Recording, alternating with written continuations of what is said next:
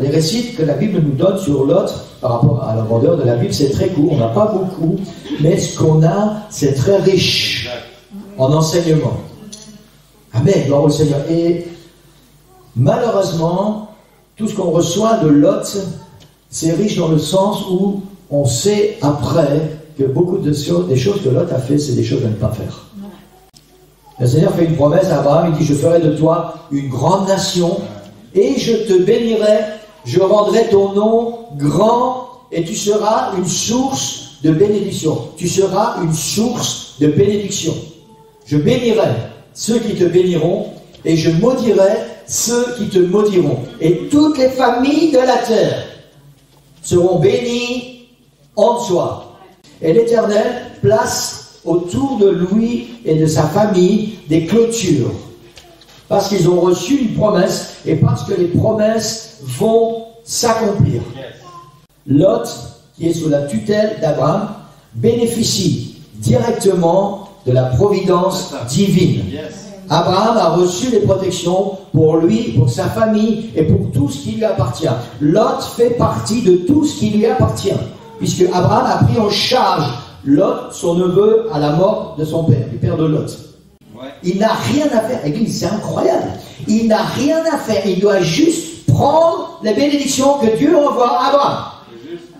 Et la Bible dit qu'ils sont bénis à tel point que l'endroit où ils se trouvent devient trop petit pour tous leurs troupeaux. Et cette situation va provoquer des querelles. Ici, nous voyons que la bénédiction provoque des querelles. Parce que certaines personnes ne savent pas profiter des bénédictions. Et il y a une espèce de jalousie qui s'installe et ça provoque des querelles. Et ces querelles vont arriver à Abraham et à Lot et vont devoir les obliger à prendre une décision. Le moment est venu pour Lot de faire un choix pour sa vie, pour sa famille, pour ses biens, et de ne plus s'accrocher à la bénédiction de son oncle. À partir de maintenant, Lot va devoir faire un choix. Et son avenir va dépendre du choix qu'il va faire maintenant.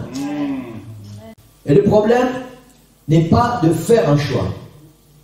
Le problème est de faire le bon choix. Ce que Lot aurait dû faire, c'est dire à son oncle, écoute, toi tu es âgé, tu as pris soin de moi jusqu'à maintenant, j'ai profité de toutes les bénédictions, alors qu'est-ce que toi tu veux? Choisis là où tu veux aller, et moi je prendrai l'autre. Mais Lot n'a pas eu ce respect envers son oncle. La Bible dit qu'il leva les yeux et il vit toute la plaine du Jourdain qui était entièrement arrosée. N'oubliez pas qu'ils avaient des richesses en troupeaux. Ils avaient besoin de pâturage et de plaines bien arrosées où l'herbe était verte et abondante. Lot choisit pour lui toute la plaine du Jourdain et il s'avança vers l'Orient. C'est ainsi qu'ils se séparèrent l'un de l'autre. Il a vu toute cette plaine du Jourdain entièrement arrosée, tous ces verts pâturages. Oh, c'est extraordinaire, c'est merveilleux. Là, mes troupeaux vont être tellement bien. Ils vont prospérer et je vais devenir encore plus riche. Et dans le choix que Lot va faire, il n'y a aucune place pour Dieu. Il n'y a aucune place pour son oncle. Il n'y a aucune place pour une relation d'intimité. C'est juste quelque chose de personnel. Une convoitise personnelle. Et Lot habita dans les villes de la plaine, retenez bien parce que c'est important, et dressa ses tentes jusqu'à Sodome. Et le verset suivant dit, les gens de Sodome étaient méchants et de grands pécheurs devant l'Éternel. Notre vie est une succession de choix que nous devons faire. Est-ce que nos choix sont des choix de Dieu ou est-ce qu'ils sont des choix purement égoïstes et personnels? Est-ce qu'ils sont des choix portés uniquement sur les choses de la terre ou est-ce qu'ils sont des choix concernant le royaume des cieux? Amen. Lot habita dans les villes de la plaine. On vient de lire que Sodome et Gomorrhe, c'était des gens méchants et des grands pécheurs devant l'Éternel. Et là, quelques versets plus loin, il nous dit que Lot habita dans les villes. Il est passé d'un extrême à un autre. Il est passé d'un oncle qui reçoit toutes les bénédictions du Seigneur, qui a reçu des promesses et à qui le Seigneur a fait des promesses extraordinaires, et il est béni, et il est béni à cause de son oncle, et il passe à un autre extrême. Il va habiter, il choisit délibérément d'habiter dans des villes où les hommes sont méchants et où le péché est abondant. Et il va même aller plus loin. Il va donner en mariage à certains des hommes qui habitent ces villes certaines de ses filles. La Bible dit ceci, et ça c'est un point très intéressant, c'est dans 2 Pierre au chapitre 2. Lot était profondément attristé de la conduite de ces hommes sans frein dans leur dissolution. Ouais. Ça veut dire qu'il n'y avait aucune limite à leur péché. Ouais. Et qu'il tourmentait, donc Job tourmentait journellement son âme, juste à cause de ce qu'il voyait et entendait de leurs œuvres criminelles. Il était profondément attristé, il tourmentait son âme tous les jours, et il a quand même donné ses filles. Et il va continuer d'habiter avec le reste de sa famille, avec sa femme et avec ses 2 autres filles, dans cette ville. Et je voudrais vous dire ce matin, je voudrais dire à quelqu'un en particulier ce matin, si tu es tourmenté à cause du péché, c'est une très bonne chose. Ça veut dire qu'il se passe quelque chose dans ta vie. Ça veut dire que l'Esprit du Seigneur est en train de faire un certain travail. Amen. Et si tu es tourmenté dans ta vie à cause du péché, c'est une très bonne chose. Mais si tu ne fais rien pour t'en éloigner, ton tourment ne sert à rien. L'homme était tourmenté jour et nuit, il tourmentait son âme, il était attristé à cause du péché, mais il n'a rien changé à sa vie. Il a continué de vivre au milieu de ces gens corrompus. Tu peux verser toutes les larmes de ton corps, faire toutes les prières de repentance. Il est possible de faire, et je sais quoi encore, tout cela ne servira à rien si tu ne décides pas de sortir du péché, de quitter cet endroit maudit. Amen. Parce que ces villes étaient des villes maudites. La Bible dit que les anges arrivèrent à Sodome sur le soir, et Lot était assis à la porte de Sodome. Vous savez, dans l'ancien temps, être assis à la porte, ça veut dire qu'il était assis avec les gens qui prenaient des décisions. C'est ça. Oh, quelle déchéance! Il a quitté Abraham, l'homme qui a reçu les promesses, l'homme qui avait toutes les bénédictions de Dieu, et maintenant il est assis à la porte avec ses villes corrompues, et il est avec les gens qui prennent les décisions.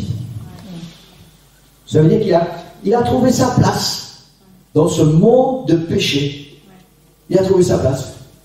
Quand Lot les vit, il se leva pour aller au-devant d'eux et se prosterna la face contre terre. La Bible dit qu'il les pressa tellement. Ils vinrent chez lui et entrèrent dans sa maison. Lot leur a donné un festin. Il a fait cuire des pains sur le vin et il les a rassasiés. Ça, c'était une coutume et Lot est resté fidèle à cette coutume. Et à partir de ce moment, les événements vont s'enchaîner d'une manière très très très rapide. La Bible dit qu'ils n'étaient pas encore couchés, que les gens de la ville, les gens de Sodome, entourèrent la maison, depuis les enfants jusqu'aux vieillards, toute la population. Elle lui dit, où sont les hommes qui sont entrés chez toi cette nuit? Fais-les sortir vers nous pour que nous les connaissions, pour que nous ayons des rapports sexuels avec eux. Où sont les hommes qui sont entrés chez toi? Et ça, c'était le péché dominant de ces villes de Sodome et Gomorrhe, c'était l'homosexualité. Et la Bible dit, Lot sortit vers eux à l'entrée de la tente, ferme la porte derrière lui, il regarde tous ces gens et leur dit, mes frères, je vous en supplie, ne faites pas le mal, mes frères. Depuis quand ces gens sont-ils ses frères? Jusqu'à preuve du contraire, sa famille, c'est Abraham. Amen. Voici, il dit à ses hommes, j'ai 2 jeunes filles qui n'ont point connu d'homme, 2 jeunes filles vierges, 2 filles, mes propres filles. Je vais vous les amener dehors et vous leur ferez ce qui vous plaira, mais ne touchez pas à ces hommes. Regardez jusque où va l'influence du péché dans le cœur d'un homme. Il va jusqu'à leur proposer ses propres filles, celles qui sont la chair de sa chair. Et il dit, vous ferez tout ce que vous voudrez avec elle. Et là, ils disent, celui-ci est venu comme étranger. Tiens, il appelle mes frères, et lui, il dit, tu n'es qu'un étranger pour nous. Voilà vraiment ce que ces gens pensaient de Lot. Et ils ont dit, retire-toi, et on va te faire encore pire que ce qu'on avait prévu de faire avec ces gens. Et ils ont commencé à violenter Lot. Et la Bible dit que les hommes, les anges, qui étaient dans la maison, ont saisi Lot, ils ont fermé la porte, et tous ces gens qui étaient dehors ont été frappés d'aveuglement. La Bible dit, Lot est parti, il est sorti, il a parlé à ses beaux-fils, et ses beaux-fils se sont moqués de lui. Et le pire, c'est que d'après ce que les textes disent, c'est que ces filles sont restées avec leur mari. Elles ont également ignoré ce que leur père était en train de dire. Cette situation dure toute la nuit. Et Lot est toujours dans la ville. Et la Bible dit que comme il tardait, les hommes, les anges, le saisirent par la main. Lui, sa femme et ses 2 filles, car l'Éternel voulait l'épargner. Regardez jusqu'où va la grâce du Seigneur. Le Seigneur avait décidé d'épargner Lot malgré tous ses mauvais choix.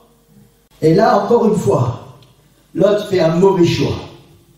Lot demande l'autorisation de se réfugier dans une ville qui normalement devait être détruite parce qu'elle faisait partie du lot de ces villes où il y avait une corruption extrême et que Dieu voulait détruire. Mais parce que Lot a traîné toute la nuit, il n'a plus le temps d'atteindre le lieu que le Seigneur lui avait prévu, la montagne. La pensée de Lot, c'est que peut-être pour Dieu, d'accord, Sodome et Gomorrhe, c'est des grandes villes, c'est des villes où il y a énormément de péché. Mais dans cette petite ville, il y a certainement du péché, mais c'est moindre parce que la ville est plus petite. Peut-être que je serai moins souillé, peut-être que je serai moins sali par le péché parce que c'est plus petit. Et la Bible dit que Lot a quitté Tsoar parce qu'il avait peur des habitants. Et il a été se réfugier dans la montagne, mais pas là où le Seigneur lui avait promis quelque chose, pas où le Seigneur avait prévu quelque chose. Il a été se réfugier dans une caverne avec ses 2 filles. Et là encore, Lot va faire un mauvais choix. Il aurait très bien pu retourner chez son oncle, et certainement que Abraham l'aurait accueilli les bras ouverts. Mais il décide de rester là où il est et il va habiter dans cette caverne. Il va devenir un ermite. Il va vraiment se couper de tout ce qu'il y a autour. Les 2 filles ont réalisé qu'elles n'avaient pas de mari et que leur père n'allait avoir aucune descendance. Elles ont commis des choses incroyables avec leur père. Elles ont fait boire du vin à leur père. Et chacune de leur tour, elles ont couché avec leur père. Et elles se sont retrouvées enceintes de leur père, toutes les 2. Et ça a amené Lot à perdre jusqu'à sa propre dignité. Ça veut dire que Lot, il n'était plus rien. Plus rien. Le fait qu'il tourmentait son âme à cause du péché n'a pas suffi. Il a tout perdu. Tout perdu. Et c'est la parole du Seigneur ce matin. Sauve-toi pour ta vie.